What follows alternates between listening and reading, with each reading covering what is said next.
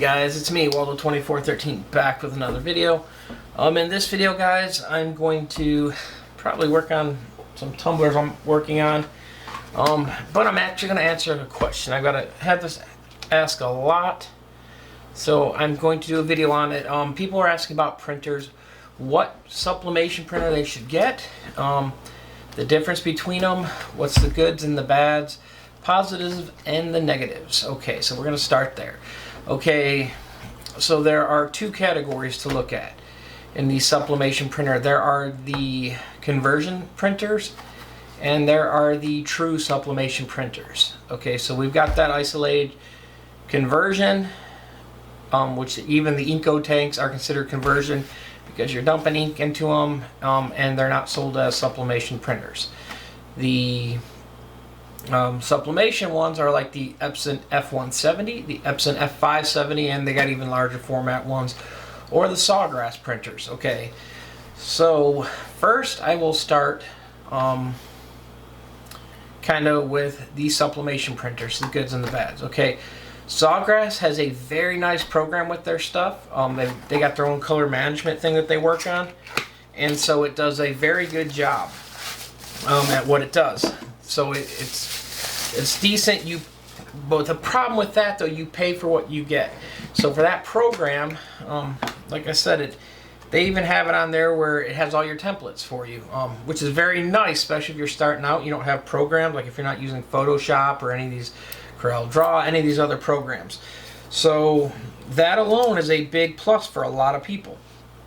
The other negative about it is Sawgrass ink is very, very pricey. There is really no aftermarket ink for it. People that are making the aftermarket ink cartridges, stay away, guys. If you're going to spend that much on a printer and you're buying a true sublimation printer that is specifically made for sublimation, like the F570, F170, or a Sawgrass, don't skimp out and try to save money on the ink. The problem too, guys, when you do look at any of these other inks out there also, literally if you run the calculations per milliliter or liter, whatever amount of volume you're buying them in. So if you're buying ink in something this size, check, this is 500 milliliters.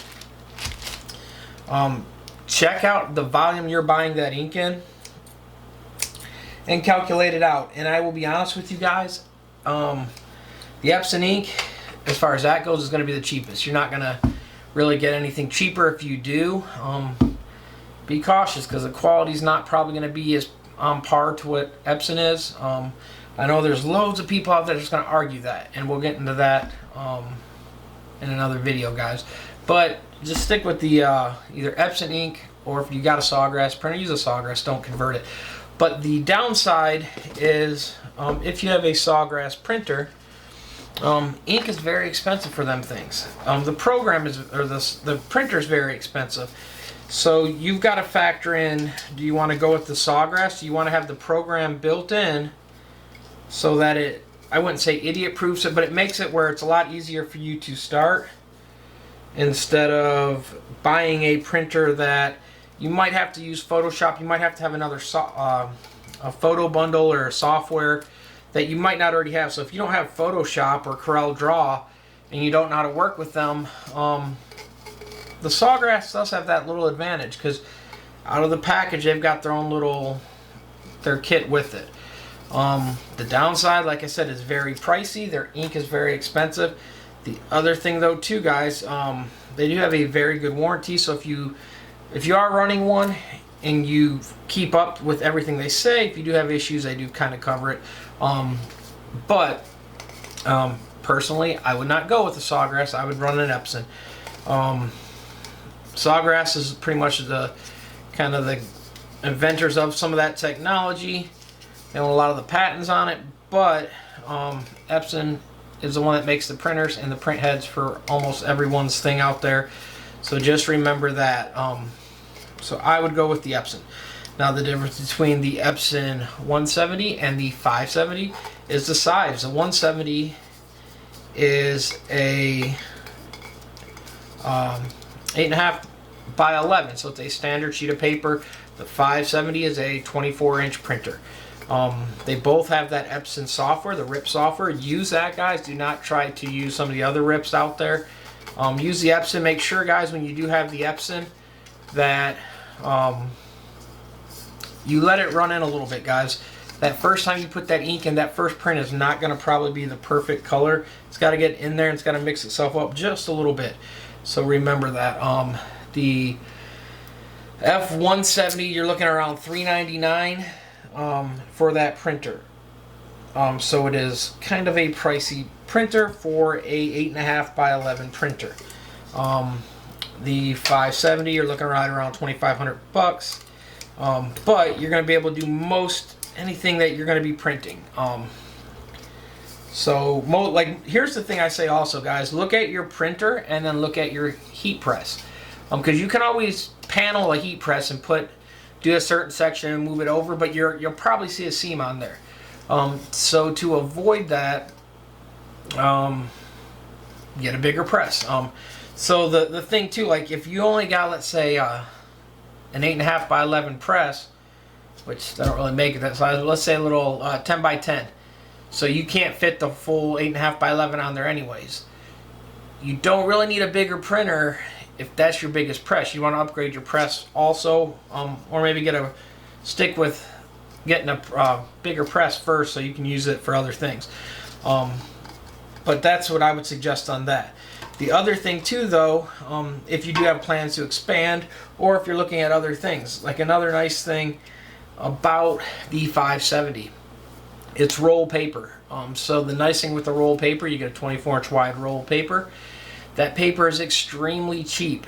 So if you're used to buying like beaver paper or sub-A paper, whatever, you can still get like beaver paper on the rolls, believe it or not, guys.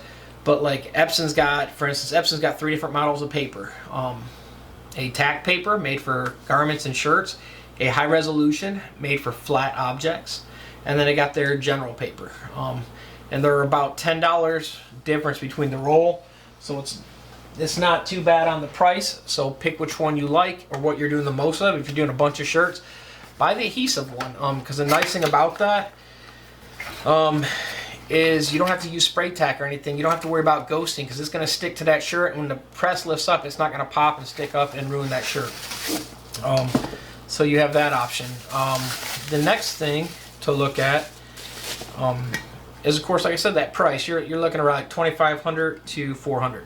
So if you're in, let's say you're like, okay, I need something bigger than an 8.5 by 11, and this is where the conversion printers come in. But you're like, hey, I don't really need to go with that 570 quite yet.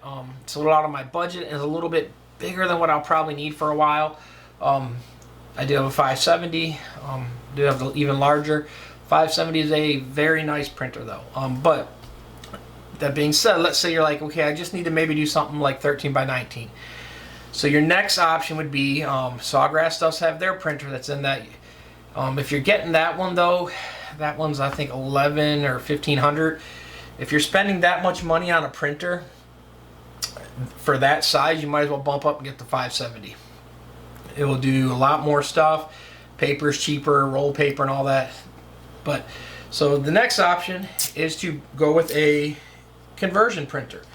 I do have one of them also. I have the Epson ET15000. They have like all your other ones like that were before that, where people are buying the ink and putting them in like what is it, 2760 or whatever it is. All them different size Epsons before that, where you actually had to change and run a bulk ink system. Okay, so them are all converting printers. Now when it comes into that, my suggestion is this. You can buy the ones that you convert, where you got to buy the new printer cartridges, or you can buy an ET, which is an eco tank. That being said, I wouldn't even look at the other ones for this simple fact. I know a lot of people out there that watch videos and that are out there have them, and there's nothing wrong with them if you already have it. But if you're starting out new, the difference is all them other printers that are using that technology, Epson pretty much discontinued them, or almost all of them. So the problem is you're not going to be able to get any parts or service once that printer does crash on you, because printers eventually will go out. no matter which one you have. So that being said, if you're fine with that, and then the other thing too, you're going to have to buy the conversion kit. Plus you're going to have to buy ink. Now ink is no matter what, you're going to have to get ink on any of the things.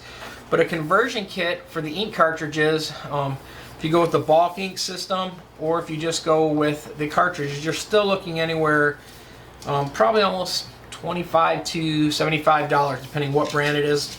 More on the lower end, not really going to be that high, but some places do charge that high. And the other thing too, when you're running the bulk ink systems, you have to be careful how you place that bulk cartridges on the side. If you put it too high, what happens is science. Higher up on a fluid, it puts more pressure on the print head and will cause print head to leak and can cause problems or damage that print head because it's putting pressure on it more than it was designed for. Lower than that, and you're pulling ink up through, but you're making it pull a suction. So you're going to let a dry ink in the lines where the ink didn't go in the lines and it didn't pull a good vacuum. So you're going to run into issues on that. That being said, once you got that leveled though, they do work fine. But I would, my personal thing, I would stay away from that. And here's what I would do. I would just get an eco tank system because they're out there and they've got so many in different price ranges. You will find one that you will probably be content with that price you're paying. The other advantage, like I said, the ET15000 is it's like $6.99. Just gave one away recently, and the advantage of that, it's $699. So now you're going to get a 13 by 19 for less than $1,000. And of course you got to buy the ink, but Epson ink, like I said, we went over that. So if you're needing something like if you want to do socks or something like that, if you want to do something bigger, other than a lot of the smaller stuff, if you want to do rompers, baby rompers, one pieces, you're going to need something bigger than an 8.5 by 11. So you can go with that 13 by 19, and that's probably what I would suggest, the ET15000. They do get hard to get sometimes, but you can find them. Literally go on the Epson website if you're having an issue finding one, and literally they have, it says like their main places. So Staples is one of them. You can go on there and order, and when they get them in, they'll ship it out directly from them. That is usually the best way because they are one of their like tier 1 suppliers, so they're gonna get it before you might find it at one of your crafting shops, let's say. So that ET15000, that's the way to get one. Just go on there and you'll usually get it within a week or two. In most part, they fulfill them that quick. So if your local place doesn't have it and that's the one you want, I would go that. Now here's the other question. Can all the Eco Tank or all the other ones work? To the most part, yeah. Here's the difference though too. If you put any ink, it doesn't matter if it's Epson ink, in a Eco Tank and it is not the Epson F-170 or the 570, it voids the warranty. So what does that mean? It means that if you have any issues with that printer, even though the printer's under warranty, and you send it into Epson, and like I said, there's different places have different warranties. Some are in-store warranties, so you just take it into the store and they literally give you another one right there. Other ones, they got to send it into Epson. So if you've got like one where they're sending it into Epson, more than likely Epson's not going to send you another printer. They're going to tell you your SOL because you put ink that was not made for that printer. Even if you're using the Epson ink, what it is, they've got like a spectrum analysis. They run the ink. They can check and see what ink was used in there. They can check and see if it was their ink. Even if you're using Sublimation ink, they can tell the difference between their brand Sublimation ink and others. There are simple ways to do that. Ink manufacturers do that all the time. They know how to, they do quality checks. They have their own system to see what's in there, what's not. So if Epson gets that printer back and it's like a clogged head issue, because that's what happens with Sublimation ink, is over time, especially if you don't run them all the time, you're going to get a clogged head because that ink clogs up easier than normal ink. So that being said, keep that in mind if you want to convert a printer, even the ETs. Like I said, I've converted that one. I have run it a lot. I let it sit a lot. When we printed these, I did it for this video actually. The last time I ran this printer was well over a month ago. I did a head clean and everything's perfectly fine. The prints come out perfect. So that being said, you can do that. It's not, I'm not saying don't do that. The other downsides about when you guys, if you running the conversion ink, like running any of them, is the color profile. Epson's got their own with their software, the RIP software that they make. So when you run one of, even the Epson ink, when you run that on one of these other ones, they do not give you none of that. So you're going to have to dial in your own color profiles, your ICCs and all that stuff. You might be content with what you have. Some of them, like flesh tones, normally don't come out the best on when you're doing sublimation printing if you don't want to dial them in. If you have the RIP software, it's a different story. But Epson doesn't sell that RIP software. It only comes with the 570, 170, and their larger format printers. So remember that also. You're going to have to tweak with the printing. It might not be the color you want. Sawgrass, on the other hand, they have their own little thing too. Theirs comes out pretty well spot on. They've got their own little tweaks that they do on theirs. And that's the advantage of if you go with a system like that. They're going to have that built in. So if you're fine with tweaking your colors a little bit, yeah, you can go with the convert a printer over. Like I said, the negatives about converting a printer, they are not warranted. I don't care what anyone says to you. If that printer goes back to Epson and they find out that it was running sublimation ink and it was not sold as a sublimation printer, they're not going to warranty that for you. They're going to tell you sucks to be you. But like I said, can you convert a printer? Yes. Do I have converted printer? Yes. Do I have normal printers? Yes. The reason I have both is I did them for test, and I do it so that you guys can see the difference. Print quality, once you get them kind of where you want them, they're both going to be pretty much spot on. As long as you're using the same thing. I'm using Epson ink only. That's all I suggest. That's all I will use. You can pull up the model number online in one of my other videos, and it will tell you which ink and all that stuff, but that is what I use on that. But the main question that someone asked is they were nervous about spending that much money on a 570, and even the price on the 170 was pricey for what it is on that size.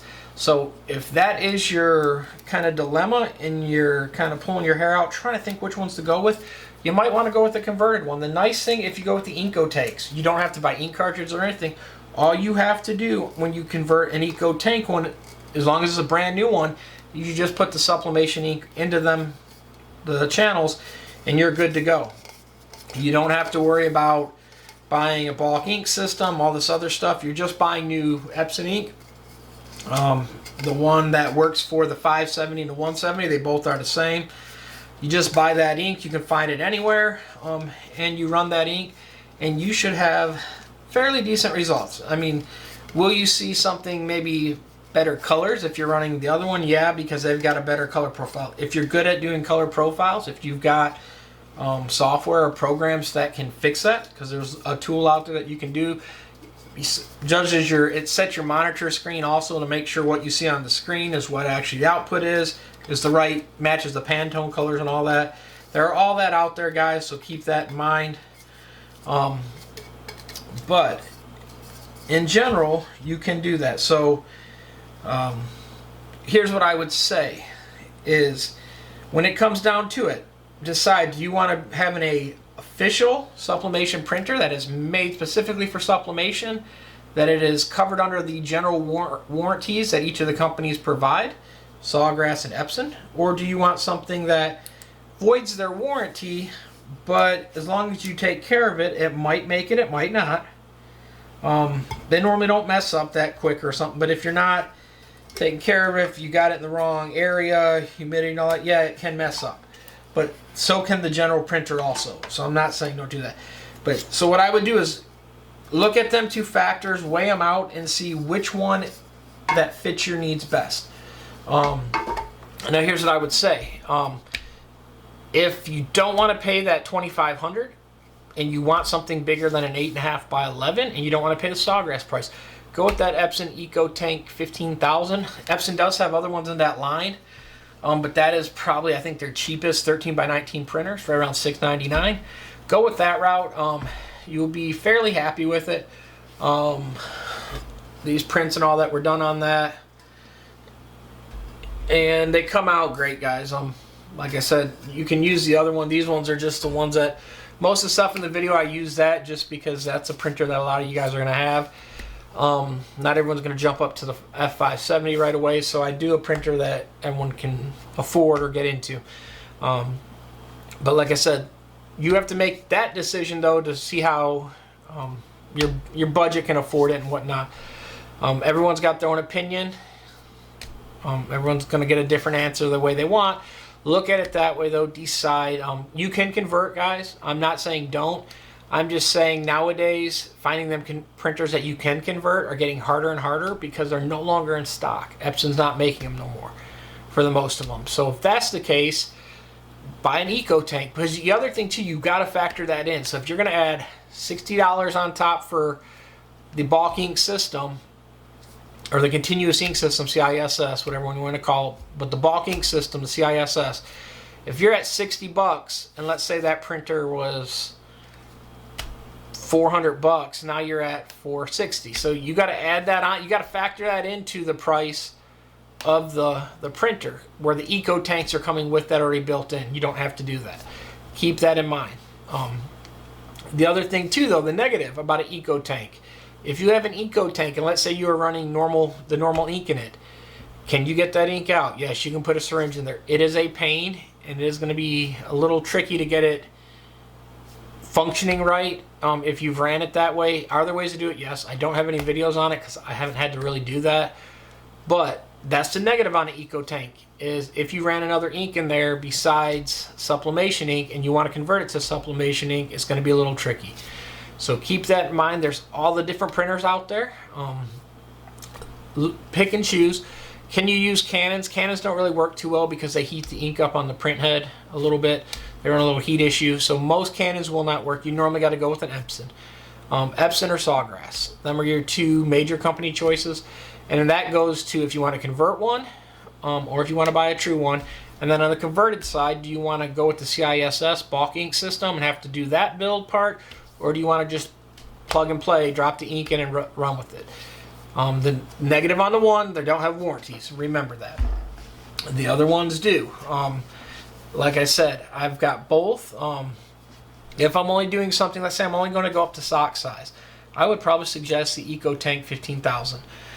If I'm going to do stuff more and I've got plans to do more things, or if I've got plans to do bigger jobs, let's say I've got a lot of tumblers lined up, I would probably go with the 570. The reason, it's a better rip. You can gang the paper, and paper is a lot cheaper. That's the other thing that you do have to factor in, is your disposable products, your paper, your ink. Ink is going to be the same across the board because they're all going to use the same except for Sawgrass. Sawgrass has their own, and it's extremely high, so I would personally avoid that.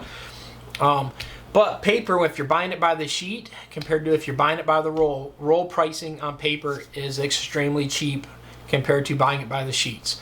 So the amount that you're saving there, if you're going to do a lot of printing, you're better off. The other thing too, the packages of a 570 come with usually 2 sets of ink, some roll paper.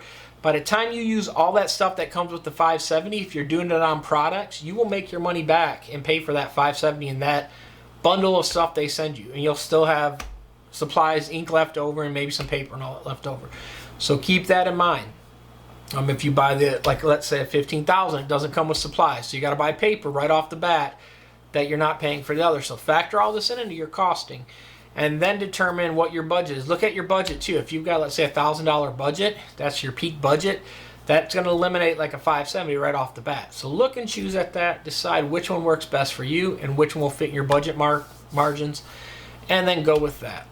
Hopefully this video helps. I tried to cover all the different printers out there in the sublimation lines, the ones that can be converted and the direct ones. I hope this helps. Hope you guys make the right decision. If you guys have any questions down below, leave them down below. I've done a video like this a while back and it got loads of questions, and we try to answer them all as much as I can get to them. So if you guys got any more questions on it, let me know. there are also a lot of good questions. Like I said, people want to know, and they're coming up with questions after the fact. So drop a new question if you have it, guys. I don't mind answering. I don't mind spending the time trying to make sure we help you guys out, make the best decision for your money.